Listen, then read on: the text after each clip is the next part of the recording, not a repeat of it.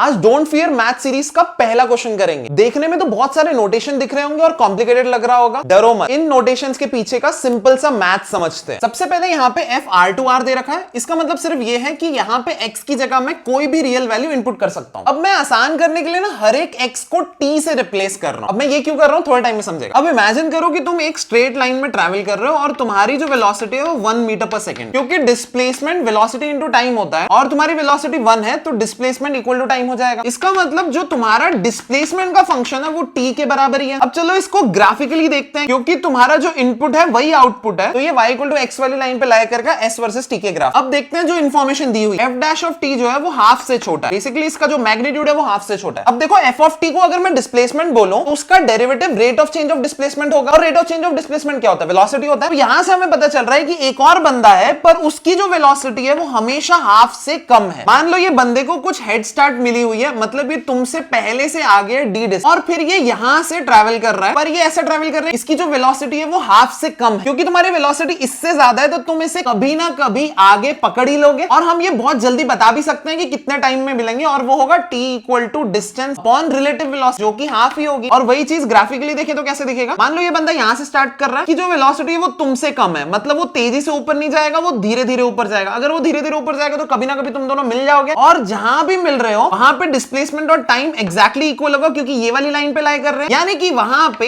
f of t equal to t हो जाएगा, यहाँ f of t not equal to t not हो जाएगा। और यहाँ पे एक डाउट आ सकता है कि ये बंदा पीछे भी हो सकता है, मतलब इस ग्राफ में कहीं पीछे होगा वो। और अब ये वाली चीज काम आएगी। हमें पता है कि ये सभी रियल वैल्यूज की बात कर रहा है, यानी कि अगर अपन पीछे जाएंगे तो तुमने कभी ना कभी उसे क्रॉस किया होगा। तो हो गया ये प्रूफ। तुम्हें लग रहा होगा कि बड़ा ही आसान सवाल है, पर ये इंडियन स्टैटिस्टिकल इंस्टीट्यूट के 2025 के पेपर में आया। पर अभी रुको, मैथमेटिकली भी इसे सॉल्व करते हैं। मैथमेटिकली हम लोग रोल्स थ्योरम या एलएमवीटी से कर सकते हैं, पर अभी मैं सिंपल तरीके से ही बताऊंगा। तो देखो f of x not equal to x not का मतलब ये हुआ कि ये f of x equal to x का ग्राफ है, यानी y इक्वल टू x का ग्राफ। अब देखो कोई एक रैंडम फंक्शन हमें दे रखा है जिसका डेरिवेटिव का मैग्नीट्यूड हमेशा हाफ से कम। तो ये वाला जो फंक्शन है इसके बारे में और कोई इंफॉर्मेशन दे तो नहीं रखी। अब मान लेते कि f ऑफ 0 0 के बराबर नहीं है, कुछ c है वैल्यू, इसकी जो स्लोप है वो ज्यादा से ज्यादा हाफ हो सकती है, यानी कि ये इस लाइन के ऊपर तो जा ही नहीं सका, और इसकी मिनिमम स्लोप भी माइनस हाफ से ज्यादा होगी, क्योंकि अगर तुम मॉड हटाओगे तो माइनस हाफ से हाफ के बीच, यानी कि वो इस लाइन के नीचे जा ही नहीं सकता। यानी कि इस फंक्शन का जो ग्राफ है वो कुछ तो भी इनके बीच में लाया करेगा, क्योंकि हमें पता है कि ये वाली लाइन जिसकी स्लोप हाफ है वो भी कट करेगी, और जिसकी स्लोप माइनस हाफ है वो भी कट करेगा। तो उसके बीच में कुछ भी आए y इक्वल टू x पक्का कट करेगा, और उसको थोड़ा एल्जेब्रिकली सॉल्व करके तुम प्रूव कर। अब यही पॉइंट अगर नीचे होगा तो सेम लॉजिक वर्क करेगा, पर वो नेगेटिव साइड में वर्क करेगा और वहां पे भी सोल्यूशन आ जाएगा। और ये इसलिए हो पा रहा है क्योंकि x की वैल्यूज हम माइनस इंफिनिटी से इंफिनिटी तक कुछ भी इनपुट कर सकते हैं।